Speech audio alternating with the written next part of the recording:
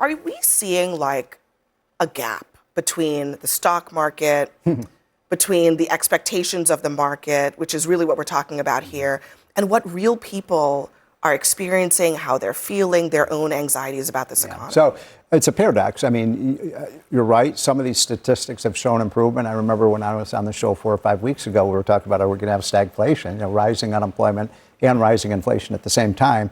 And it looks like, I like that word you use, resilient, because the U.S. economy is pretty resilient. And this latest report shows that. But, and look, you're right. We have the NASDAQ, the S&P 500, and the Dow Jones are at or near all-time highs. Now, that's a good thing. We want a good, healthy stock market, and most Americans are invested in the market. But, and the jobs numbers were good. But people are angry. People are really angry about gas prices. They're angry about food, grocery prices. And it's going to be really important for Republicans, if they want to be competitive in November, can get this economy moving and get those prices down. And that means, step one is get the Strait of Hormuz open so that oil is flowing, so people aren't paying $4.50 a gallon. But remember, by the way, before this all happened, we had the lowest gas prices in 50 years adjusted for inflation. We can get back to that. Can I ask a question? I'm not an economist by any means. So on the surface, I can see that the labor market looks stable, right? The unemployment is holding, this kind of thing. But underneath, isn't the market really being reshaped? Like, I feel like it's been happening for a long time with the inventions of things like the tractor and the assembly line and computers and the internet and that kind of thing. And now we have this next iteration of AI coming in with things like data centers, and they're going to be replacing human workers with no real plan as to how we're going to give jobs to the humans that are being replaced. So I feel like we're right at the edge of a real crisis, and we're not dealing with that. Does that seem reasonable? This is a very good point you're making. So we are on the precipice of one of the greatest productivity revolutions in the history of the world. And it's coming very quickly. Robotics is going to change everything. We have 2 million truck drivers in this country. Probably in 15 years, there will be 0 truck drivers. It'll all be automated. And people are very nervous about that. In fact, if you look at the polling, people are more nervous about this coming revolution than they are optimistic about it. The technology companies have done it. They're investing trillions of dollars in this, and they're not asking the American people what they want. Have you noticed what's going on in these communities, Abby? All over the country. People are saying, no, we don't want the data centers. We don't want it. They're not asking.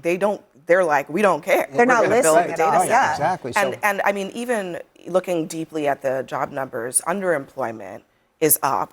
I think there's a lot of movement in the economy that is some of it due to AI, but I think people are seeing the writing on the wall. They're experiencing right now their budgets getting stretched, and they feel truly nervous. I think there's a couple of things. I have an AI company, which is so interesting that you asked that question, by the way. So I've hired about 20 or 30 people in the last 4 to 5 months. The scary thing is, when you're talking about AI, is that you're right. When we're looking at some of the actual development that we're doing, we're able to actually have some shortcuts based on artificial intelligence. The other thing, though, that we're finding is we need to hire more people for certain other trades that we're actually finding out, and we can have a whole conversation about it. It's been fascinating for me to run an AI company. The other thing, Stephen, I was thinking about what you said about the jobs. 115,000 feels okay. I also own whiskey distilleries, and we got a 50% tariff on bottles, and we had to raise our prices by $2 per bottle based on some random tariff. But here's the thing. I feel like I'm in 8th grade. And I go to my mom, and I'm like, Mom, I did so much better on my math test today. And she goes, how'd you do, honey? I said, look, a C-. Look at that. And that's what we're getting right now from the White House, right? It's better than the D you were It's better than the D that I usually semester. got because I didn't go to school. I was a vagrant. But anyway, I'm sorry. But the thing that Stephen said, too, that I was thinking about the jobs created in the 16 months since Trump was president. It's 420,000, give or take. I wanted to do a real comparison with Biden. The last 16 months of Biden was 2 million jobs. So that's where I have this like weird jittery feeling based on sort of the reshaping of the baseline of the American economy. But I'm also looking at the tariffs that our families are still dealing with. My wife is a CEO. We're dealing with glass tariffs. We're dealing with cork tariffs. We're dealing with supply chain issues. We're still dealing with COVID surcharges, right, on some of the actual things that we're getting in our supply chain.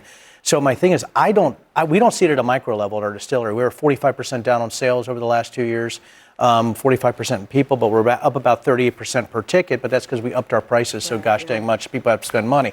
So that's the issue that I'm talking about. It looks like it's a C- when everybody's saying it's an A+ from the administration. Yeah, I mean, most Americans, 64% say the economy right now is weak. They blame Trump, think that his his approval ratings on handling of the economy and cost of living are really bargain basement right now. And I don't think the American people are stupid. I don't think that they're misguided. I think they're just telling it like it is for them. Yeah, I mean, look, I think more jobs is great. But like you said, when you leave that job and you go put gas in the car so you can go back to work the next day, and then you go buy groceries and you go home and the kids need new shoes and you need a new washing machine and everything's more expensive because of the war, because of the tariffs, you're not going to be happy. So great, there are more jobs. That is undeniably a good thing, even if it's significantly less job growth than we saw during the last 16 months of Biden's term. It's actually more than 2 million. I know it's like 186,000 on average every month over the last 12 months of his presidency. But that's not making people's lives better. Their quality of life is down, and they know it. I think we should also remember that foreclosures are up. They're through the roof. That same gentleman that was on talking about the economy being so good, he was the one that was just on a couple days ago talking about how high credit card interest rates are coming in. And I'm like, Credit card okay, debt levels, credit card debt levels, yeah. Let me let Horace have a word. Okay. One observation is that every American is the best judge of how their financial circumstance is. And it is the job of the president, and it is the job of his political opponents to come to those Americans and say, here is what I offer as a way to address your concerns. At present, all we got is orange man bad from the partisan opponents, and then the president bringing a strategy some may argue is a mixed bag. The tariffs maybe aren't Sir, I'm not orange man bad. There's a war no one wanted. There's health care that no one can get. There's foreclosures that are through the roof. People can't afford homes. It's not orange man bad. Well, if the economy is terrible, we're in a war, we have no health care, our education is terrible, they're gerrymandering the entire country so our votes aren't heard. Data centers are being built everywhere that people don't want them. So here we go, and I'm saying, All right. Okay. Hold on. If I may, let him finish. if your solution is the federal government is going to do all of these things to make it better, there has been no example throughout recorded history of that working. In fact, everywhere on the planet where you give free health care, where you give all of this assistance, every single country that's a peer nation of ours except this nation. Okay, I want to take one step back here because, again, I think that's largely nonsense. I'll take it all the way back to the fundamental text of capitalism. Let's look at The Wealth of Nations, Adam Smith. This is a direct quote. No society can truly be flourishing and happy for which the greater part of its members are poor and miserable. But what That's book 1, chapter 8. People you mentioned, but are you really trying to celebrate people that Biden economy was good? Because it was a disaster. It was terrible. The inflation that people are feeling. I said nothing about Biden. Yes, I said you said all these jobs that he created. No, but this is my point. Yeah. Hazlitt's out there saying, oh my God, the job numbers are so good, the sentiment is bad. They're making the same mistake Biden did. 1 point. 86% of the rise in prices since COVID happened under Biden. So people should be angry about rising prices. We are 2 years into this administration. Could we maybe not be talking about Biden? We're in a war. The Biden did not start. There was a losing health care. The Biden did not hard pivot away from like the fundamental premise. Out between what you, Horace, was saying and what Lee was saying. I'm not sure what Lee was saying was that the government should do a bunch of things. In fact, maybe the argument here is that if Trump had not done a bunch of things, he might be dealing with a much better economy. I mean, had he not done tariffs, had he not pursued the war, there are a lot of options that would have involved but we did the president. Do the tax cut, and that helped Americans. That helped Americans. He chose to do a lot of things that created some of the headwinds that the economy is facing right now.